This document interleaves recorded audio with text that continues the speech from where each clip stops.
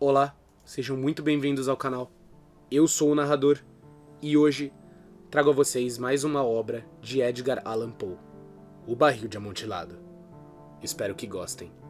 Então coloque os fones, apague as luzes e boa história. Suportei o melhor que pude as injúrias de Fortunato, mas quando ousou insultar-me, jurei vingança.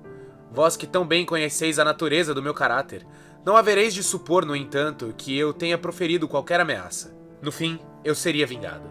Este era um ponto definitivamente assentado, mas a própria decisão com que eu assim me decidiria excluía qualquer ideia de perigo. Assim, devia apenas castigar, mas castigar impunemente. Uma injúria permanece irreparada quando o castigo alcança aquele que se vinga. Permanece, igualmente, sem reparado, quando o vingador deixa de fazer com que aquele que o ofendeu compreenda que é ele quem se vinga. É preciso que se saiba que, nem por meio de palavra nem de qualquer ato, dei a Fortunato motivo para que duvidasse de minha boa vontade. Continuei, como de costume, a sorrir em sua presença, e ele não percebia que meu sorriso, agora, tinha como origem a ideia de sua imolação. Esse tal Fortunato tinha um ponto fraco. Embora, sob outros aspectos, fosse um homem digno de ser respeitado e até mesmo temido, vangloriava-se sempre de ser um entendido de vinhos. Poucos italianos possuem um verdadeiro talento para isso. Na maioria das vezes, seu entusiasmo se adapta com aquilo que a ocasião e a oportunidade exigem, tendo em vista enganar os milionários ingleses e austríacos. Em pintura e pedras preciosas, Fortunato, como todos os seus compatriotas, era um intrujão, mas, com respeito a vinhos antigos, era sincero. Sob esse aspecto, não havia grande diferença entre nós, pois que eu também era hábil conhecedor de vinhos italianos, comprando-os sempre em grandes quantidades, sempre que podia. Uma tarde, quase ao anoitecer, em plena loucura do carnaval, encontrei o meu amigo. Acolheu-me com excessiva cordialidade, pois que havia bebido muito. Usava um traje de truão, muito justo e listrado, tendo à cabeça um chapéu cônico, guarnecido de guizos. Fiquei tão feliz de encontrá-lo, que julguei que jamais estreitaria sua mão como naquele momento. "Meu caro Fortunato", disse-lhe eu, "foi uma sorte encontrá-lo, mas que bom aspecto tem você hoje. Recebi um barril como sendo de amontilado, mas tenho minhas dúvidas." "Como disse?" disse Fortunato. "Amontilado? Um barril? Impossível! Em pleno carnaval, um barril de amontilado?" "Tenho minhas dúvidas", repeti. E seria tolo se eu pagasse como sendo amontilado antes de consultá-lo sobre o assunto. Não conseguia encontrá-lo em parte alguma e receava perder um bom negócio. "Amontilado? Tenho minhas dúvidas. Amontilado. É preciso efetuar o pagamento ainda.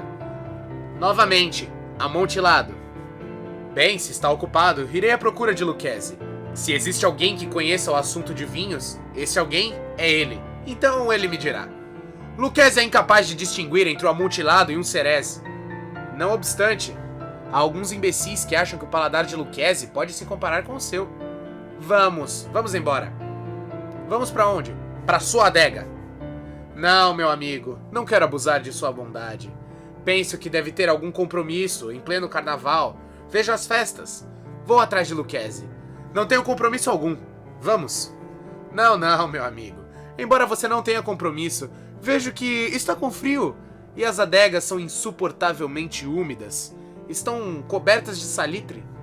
Apesar de tudo, vamos. Não importa o frio, não importa nada. Amontilado, você foi enganado. E quanto a Lucchesi, não sabe distinguir cereze de amontilado." Assim falando, Fortunato tomou-me pelo braço. Pus uma máscara de seda negra e, envolvendo-me bem em meu roquelaire, deixei que me conduzisse ao meu palazzo. Não havia nenhum criado em casa, pois todos haviam saído para celebrar o carnaval. Eu lhes dissera que não regressariam antes da manhã e lhe dera as ordens explícitas de que não arredassem o pé das festas. Essas ordens eram suficientes, eu bem o sabia, para assegurar o desaparecimento imediato, tão logo que eu lhes voltasse as costas. Tomei 2 velas de um candelabro e, dando uma para Fortunato, o conduzi em uma sequência que levava até a adega. Chegamos, por fim, aos últimos degraus e detivemo-nos sobre o solo úmido das catacumbas do Montresor. O andar de meu amigo era vacilante e os guizos de seu gorro retiniam cada um de seus passos. "E o barril?" perguntou. "Está mais adiante", respondi.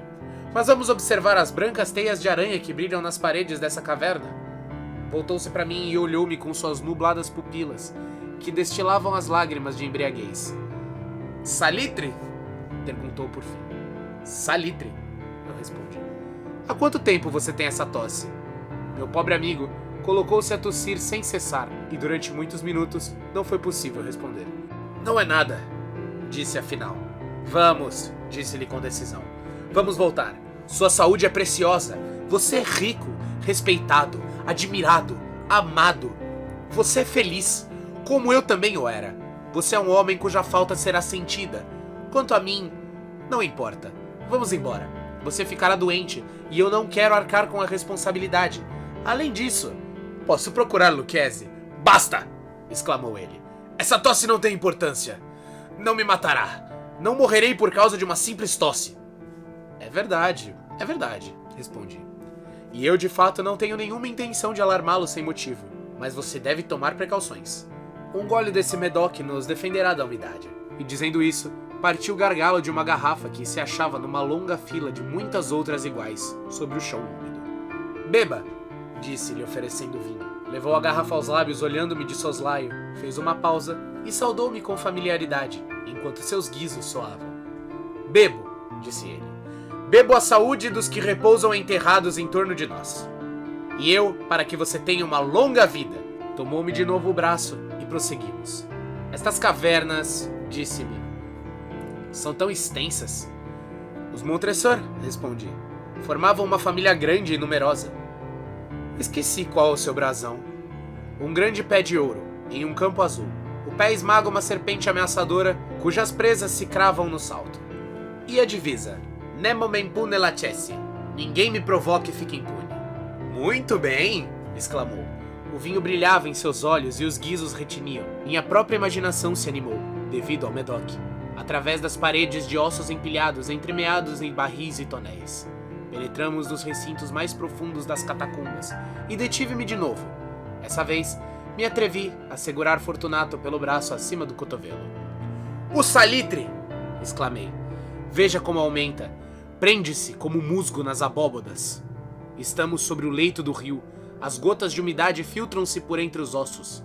Vamos, voltemos antes que seja tarde demais. A sua tosse não é nada, respondeu ele. Prossigamos, mas antes, outro gole de Medoc. Partiu o gargalo de uma garrafa de vinho e a dei a Fortunato. Ele a esvaziou de um trago. Seus olhos cintilaram com o brilho ardente. Pôs-se a rir e atirou a garrafa para o ar com a gesticulação que não compreendi. Olhei-o surpreso. Repetiu um movimento grotesco. Você não compreende? Perguntou. Não, não compreendo, respondi. Então é porque não pertence à Irmandade. Como? Não pertence à maçonaria. Sim, eu pertenço. Você? Impossível. Você é um maçom. Um maçom, respondi. Prove-o, disse ele. Eis aqui. Respondi tirando debaixo das dobras do meu rocalhar uma colher de pedreiro. Você está gracejando, exclamou recuando alguns passos. Mas prossigamos. Vamos ao amontilado. Está bem, disse eu guardando outra vez a ferramenta debaixo da capa e oferecendo-lhe o braço. Apoiou-se pesadamente em mim. Continuamos o nosso caminho em busca do amontilado.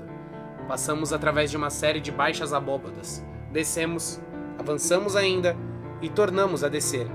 E chegamos, afinal, a uma profunda cripta, cujo ar rarefeito, fazendo com que nossas velas bruxuleassem ao invés de arder normalmente. Na extremidade mais distante da cripta, aparecia uma outra, menos espaçosa. Despojos humanos empilhavam-se ao longo de seus muros, até o alto das abóbadas, à maneira das grandes catacumbas de Paris. 3 dos lados dessa cripta eram ainda adornados dessa maneira. Do quarto, os ossos haviam sido retirados e jaziam espalhados pelo chão, formando, num dos cantos, um monte de certa altura, dentro da parede que, com a remoção dos ossos, ficara exposta. Via-se ainda outra cripta no recinto interior, de uns 4 pés de profundidade, 3 de largura e 6 ou 7 de altura. Não parecia haver sido construída para qualquer uso determinado, mas construir apenas um intervalo entre os 2 enormes pilares que sustinham a cúpula das catacumbas. tendo por fundo uma das paredes circundantes de sólido granito. Foi em vão que Fortunato, erguendo sua vela bruxuleante, procurou divisar a profundidade daquele recinto. A luz, fraca, não nos permitia ver o fundo. "Continue", disse-lhe eu. "O amontilhado está ali dentro. Quanto a Lucchesi..." "É um ignorante", interrompeu meu amigo, enquanto avançavam com um passo vacilante, seguido imediatamente por mim. Num momento, chegou ao fundo do nicho e, vendo o caminho interrompido pela rocha, deteve-se estupidamente perplexo. Um momento após, eu já havia o acorrentado ao granito, pois que em sua superfície havia 2 argolas de ferro, separadas uma da outra, horizontalmente, por um espaço de cerca de 2 pés. De uma delas, prendia uma corrente, de outra, um cadeado. Lançar a corrente em torno de sua cintura e prendê-lo foi coisa de segundos. Ele estava desmaiado, atônito e bêbado para oferecer qualquer resistência. Retirando a chave, recuei alguns passos. "Passe a mão pela parede", disse-lhe eu. "Não pudera deixar de sentir o salitre. Está com um efeito muito úmida. Permita-me mais uma vez ainda que eu lhe implore para voltar?" "Não. Então positivamente tenho de deixá-lo. Mas primeiro, devo prestar-lhe todos os pequenos obséquios ao meu alcance." "O amontilado!" exclamou o meu amigo, que ainda não se refazia de seu assombro.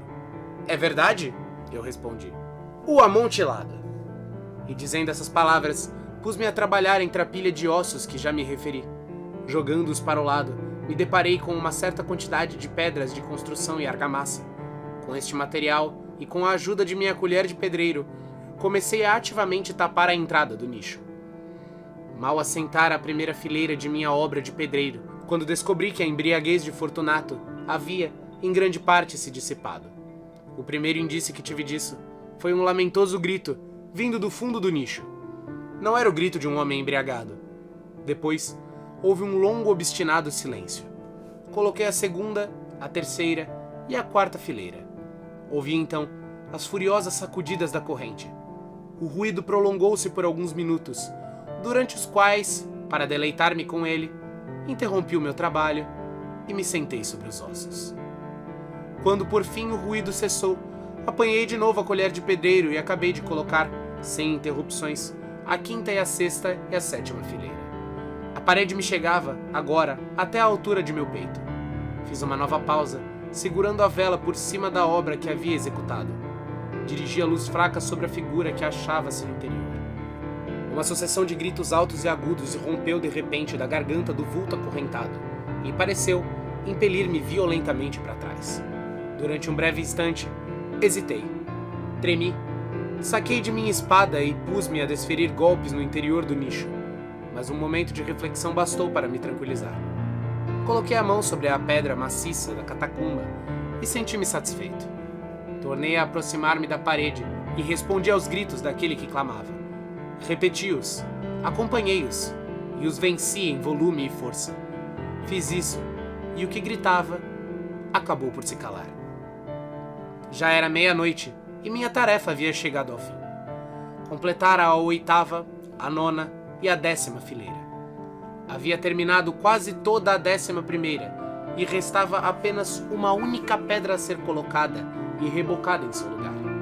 Ergui-a com grande esforço, pois pesava muito, e a coloquei, em parte, na posição que se destinava.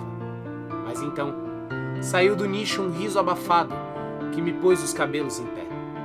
Seguiu-se-lhe uma voz triste que tive dificuldade de reconhecer como sendo a do nobre Fortunato. A voz dizia: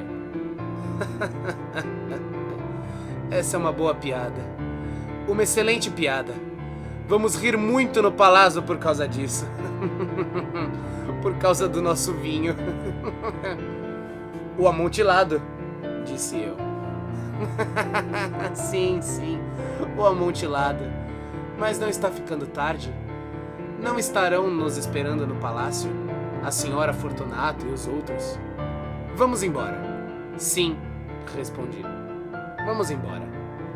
"Pelo amor de Deus, Montessor." "Sim", respondi. "Pelo amor de Deus." Mas esperei em vão qualquer resposta a essas palavras. Impacientei-me e gritei alto: "Fortunato!" Nenhuma resposta. Tornei a gritar: Fortunato! Ainda agora, nenhuma resposta.